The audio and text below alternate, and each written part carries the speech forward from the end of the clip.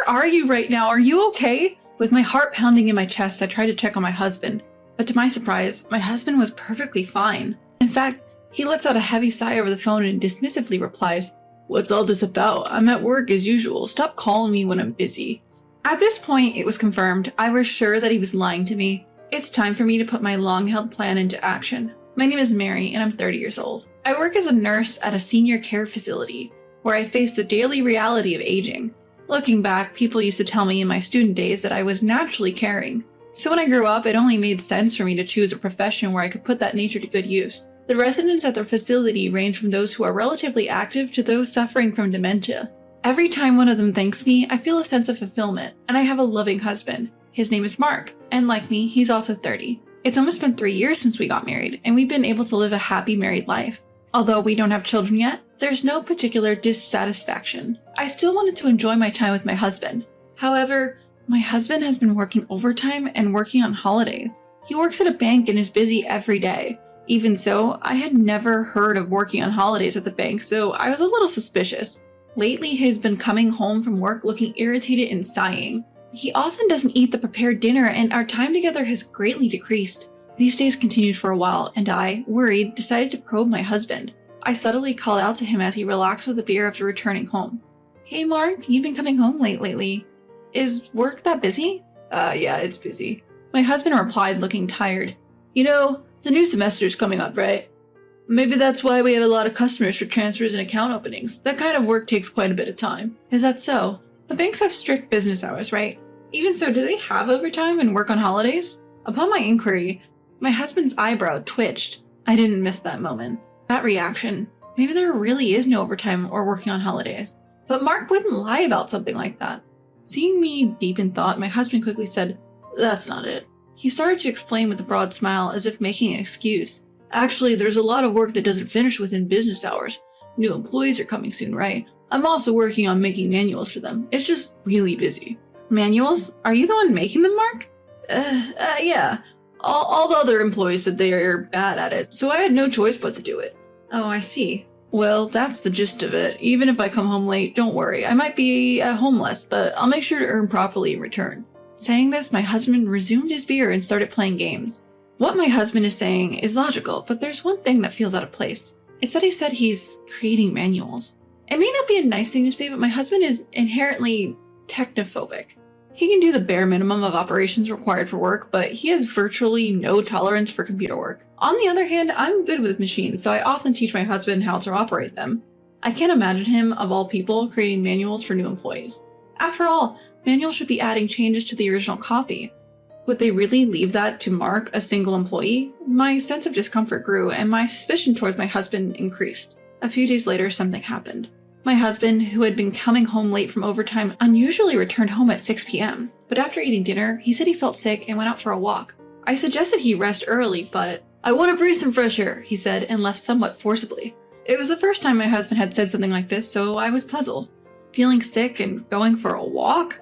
What would he do if he collapsed while out? Unable to shake my unease, I decided to secretly follow my husband so he wouldn't notice. However, contrary to my worries, he moved on with a light step.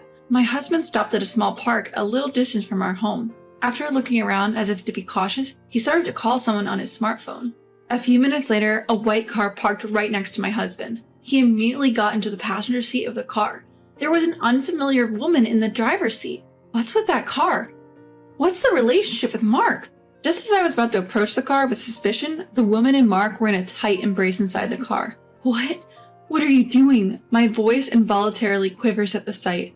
Unaware of my confusion, the two exchange a passionate kiss. My husband and this unknown woman desiring each other. By the time I realized, I was taking out my phone and turning on the camera. After capturing my husband's affair in photos and videos, I was snapped back to reality by the sound of the engine.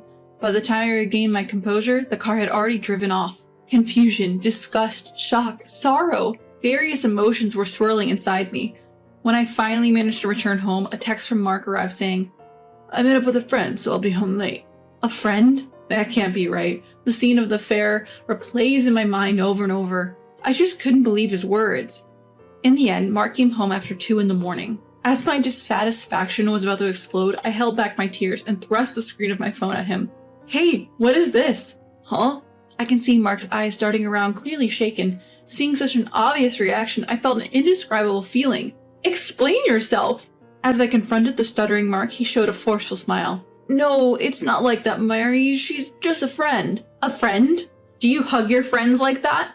It's not like that. It's like a friendship between men and women, like comrades. It doesn't mean anything deeper. Then what about this photo? You're clearly kissing, right? That angle is bad. It only looked like we were kissing from your angle. I didn't do anything like that, and I wouldn't. I have an important wife named Mary. I wouldn't do something like cheat. After that, Mark continued to make excuses, desperately trying to cover up. It's really not what you think. Please believe me. I didn't do anything like that. He pleaded with a pained expression as if he was the victim. He wouldn't let me get a word in, but his shallow words wouldn't change how I feel. I decided to watch him a bit more. With that decision, I started monitoring his activities at home the next day. Then, things I didn't think much of before started catching my eye. I used to think he was just playing games, but he spent a lot of time looking at his phone. He checks his phone while watching TV, takes it with him to the bathroom when he bathes, and even when he sleeps, he holds onto his phone until he falls asleep. He's probably in touch with that woman from the car. He probably thinks it would be bad if I saw it, so he takes it with him wherever he goes. Ever since that day I confronted him about his affair, he's been coming home right on time, as if all his previous overtime was a lie. Mary, I'm home. I bought a cake on my way back today. Let's eat it together. A cake? Why all of a sudden? No particular reason. You like sweet things, right, Mary? I thought you might be tired. Thank you. Mark smiles and hands me the box of a cake. He's clearly trying to cheer me up. Even though he used to say he was working overtime, he started coming home on time as soon as I confronted him about his affair. Does he not think that's strange? Does he think that if he can get on my good side, it will be as if that date never happened? I am disappointed and appalled by his shallow plan and find myself unable to say anything. My feelings for Mark have been fading day by day, and before I knew it, I was only speaking the bare minimum to him. This gives Mark some room to breathe. Perhaps relieved that I'm not saying anything, he starts working overtime again. When Mark comes home late at night, I ask, "What were you doing?" With a frustrated expression, he responded, "Why do I have to explain everything? Don't you trust me at all?" Huh? Are you seriously saying that? After what you did before? You have the audacity to use the word trust? That's why. She's just a friend. By doubting me so much, aren't you, Mary, the one doing something shady? Huh? How did you come to that conclusion? Just because it's inconvenient for you, don't make me the bad guy. That's what I want to say, even though I keep saying it's not like that. Do you enjoy suspecting your husband's infidelity? Enjoy? No way. If I could, I wouldn't want to suspect the husband I love. However, it's harder to not suspect him in this situation. The one who's behaved suspiciously first was none other than Mark himself. Since that day, my husband and I have been in a cold war. At the same time, his behavior escalated and began to smirk as he openly played with his smartphone at home. Perhaps he thinks he was not found out. He even started making phone calls on the balcony late at night. By this point, my husband's infidelity is 100% certain. However, photos from my smartphone alone are insufficient evidence. I decided to secretly request a detective agency to investigate his infidelity. 2 weeks later, on my way to pick up the report I had requested, I saw multiple patrol cars rushing by with sirens blaring. I was curious, as I don't usually see so many patrol cars, when a news notification came in on my smartphone app. A robbery at ABC Bank. The culprits are in a standoff. The headline jumped into my sight and my heart pounded. ABC Bank? Isn't that the bank where Mark works? Even though my feelings had already cooled down, I felt a strong sense of unease. What if something happened to Mark? Thinking about the worst case scenario, a cold sweat ran down my back. I immediately took out my smartphone and frantically called my husband. Please be safe. I wondered why I still felt this way about him who had betrayed me. However, I don't have time to think about that right now. After several rings, a curt voice responded, "What?" In response, I blurted out a question to him. "Where are you now? Are you okay?" In a panic, I checked on the safety of my husband who was likely at the scene. He sighed deeply and with an annoyed tone said, "What's up all of a sudden? I'm at work now, isn't it obvious?" "You're at work. So you're at ABC Bank, right? Are you okay?" "Huh? What? What's what?" "Don't call me during work hours if you don't need anything. I'm busy." Without waiting for my response, he hung up the phone. At that moment, the slight love I had left for my husband froze over. I hope he's safe. Just a few minutes ago, I was genuinely thinking that. However, now I only feel disgust towards him. Why can he be so calm when there's a robbery and standoff happening at his workplace? To begin with, he shouldn't be able to touch his phone during an incident. It was then that I finally realized he must still be somewhere with his mistress. Fueled by anger, I called a moving company and headed straight to the detective agency. After receiving plenty of incriminating photos, I headed directly to the city hall. As soon as I returned home, I packed all my essentials into a box and organized my belongings. While signing the divorce papers I got from the city hall, suddenly the intercom rang. At the door, immediate response movers were waiting. I entrusted them with the boxes filled with my stuff, which they delivered to my new home. I looked around the empty room. I asked myself, is this really the right choice? Yes, it's okay. My choice is absolutely not a mistake. I left the divorce papers and the removed wedding ring on the table, and without hesitation, I left the house I lived in with my husband. The place I headed after leaving the house was an apartment near my workplace. I had rented the room in advance just in case anything happened after I noticed my husband's infidelity. When I arrived, the mover's truck was already parked there, so I proceeded to move in my belongings. As I was unpacking and thinking about the future, the vibration of my smartphone alerted me to an incoming call. The screen displayed Mark. I took a deep breath, composed my turbulent emotions, and answered his call.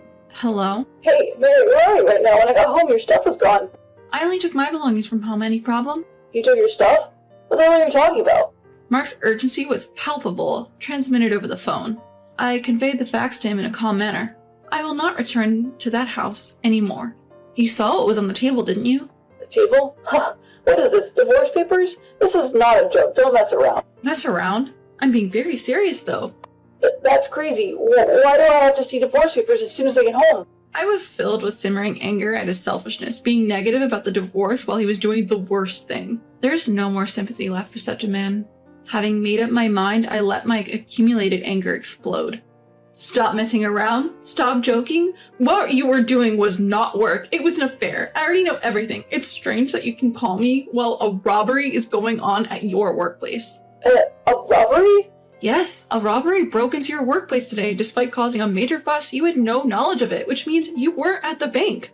No way, a standoff? That's... Where were you during that time? With whom? If you can answer, try answering, you piece of shit. As I shouted over the phone, my husband seemed to realize he could not hide it anymore and confessed to his infidelity in resignation. I'm sorry. I met a woman on a dating app in a moment of my weakness. Oh, a dating app, huh? I wanted some excitement in life. Every day ends at the scheduled time. There is no fun. I wanted to change such a life. So you cheated sneakily. I won't do it anymore. I beg you, please forgive me. You're all I have. He pleaded desperately, but of course I did not respond. Shut up. Go seek your thrill on your own. Don't you dare contact me ever again. I hung up the phone with force and threw my smartphone onto the sofa. Afterwards, since my husband was reluctant to sign the divorce papers, I had to resort to hiring a lawyer and claim damages from him and his mistress. Feeling threatened by the lawyer's involvement, he quickly agreed to the divorce and promised to pay the full amount of damages. The woman, angry at being sued for damages, promptly left my husband. I feel annoyed to express gratitude to a woman who laid hands on my own husband, but I was able to take revenge on my husband because of her. So I thank her for cheating with my husband. I was able to throw away the unnecessary things and finally step into a valuable life. For a while, days of striving at work will continue. I will live each day cherishing it, proud of my own life.